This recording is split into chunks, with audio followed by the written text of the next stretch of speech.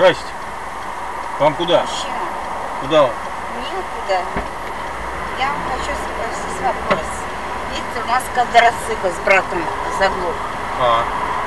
Вот, до заправки даже. Если вот 20... Вот заправка здесь. Вот. 20 рублей не хватает. А он что, подождите, он тоже выпивший, что ли? Он выпивший, да. А нафига вы тогда ездите? Я сейчас милицию позову, и будет у вас проблемы. А мы тоже милиция, он тоже милиция. Да, мы сейчас разберемся. Закройте дверь.